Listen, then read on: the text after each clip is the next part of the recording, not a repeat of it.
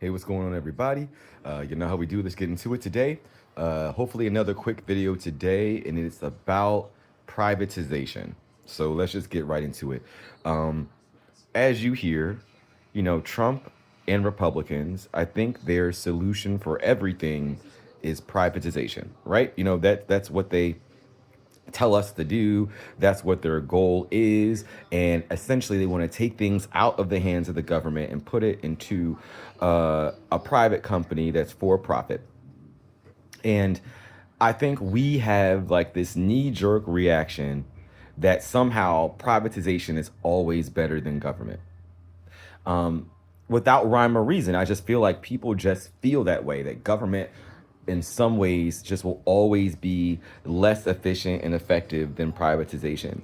And I don't know how we get that stench out of our mouths. You know what I'm saying? Like, I don't know how we get rid of that because all the evidence in the world shows that that is not true. Like, not true.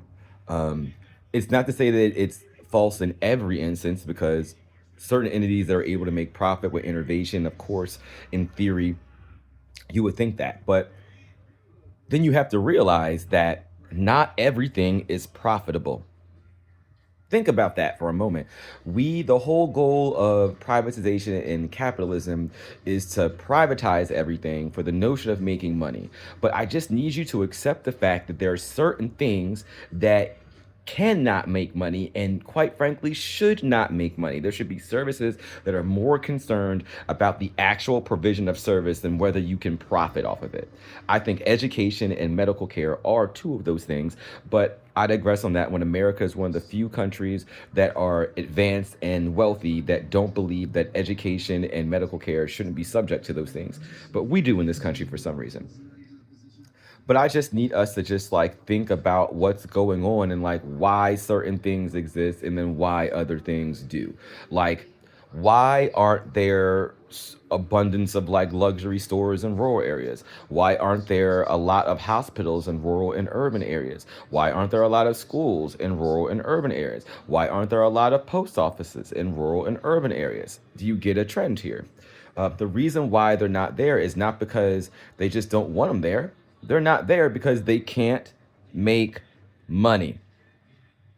It's not profitable to run almost anything in a rural environment because you need economies of scale. You need a lot of people. You need that model to actually make it worthwhile. That's why there's no broadband out there. There's a lot of services that just don't exist, and private companies refuse to do it because they cannot make money. So what the fuck do you think is going to happen when you privatize everything? There are not going to be any services in certain communities because these private companies aren't going to be forced to have anything there. Why should they? It's private. It's no longer a service that the government guarantees. So they don't give a fuck if you can access it, right? You need a government that cares to do things. Like, that's why there's rural broadband. Like the whole country is using broadband. They're relying on online services, but a majority of rural areas don't have it.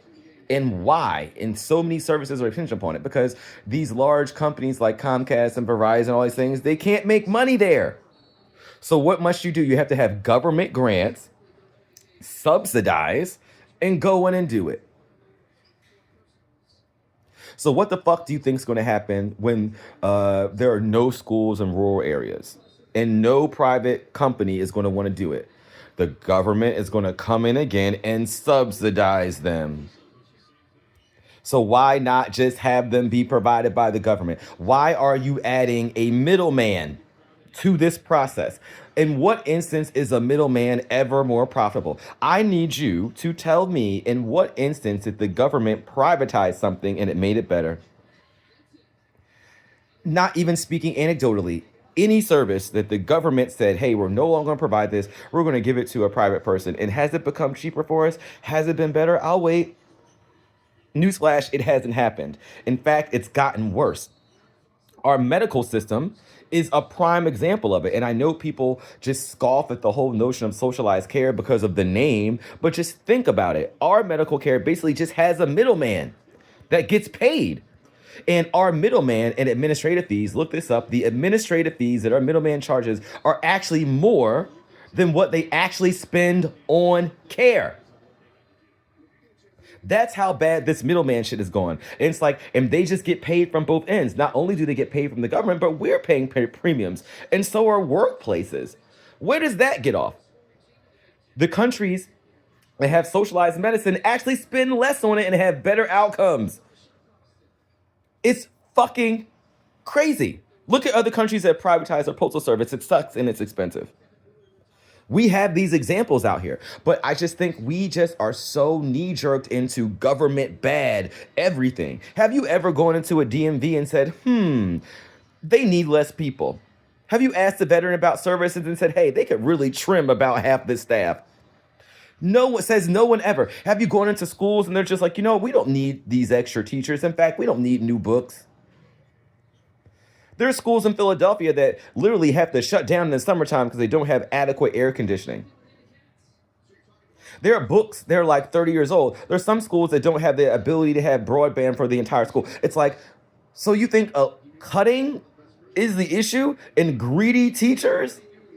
It's like, we just have to stop this, that these wealthy people have somehow made it so that their interests are ours. They're not. They want to privatize schools. Why? Because what's going to happen? They aren't ever using a public school. So they're saving on taxes and probably getting a rebate to go send their child to private school, which they were doing anyway. It's an advantage for the wealthy people. It's not for you.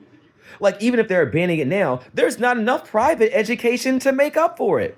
There's not enough private schools. Only 9% of people go to private schools right now. There's not enough to absorb all the kids. There's not enough charters to absorb. It's like not even there. So you're basically forced. A lot of kids are gonna be forced in the fucking homeschool. Like it's literally insane to me. So just in short, even though it's too late, privatization is not always better.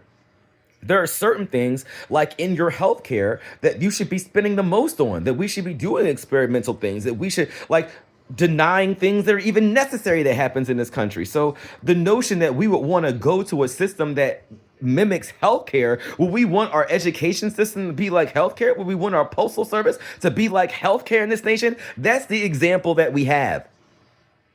We just have to get out of this and stop kicking ourselves in the foot because you want to pretend that your interests align with billionaires, and they fucking don't at all.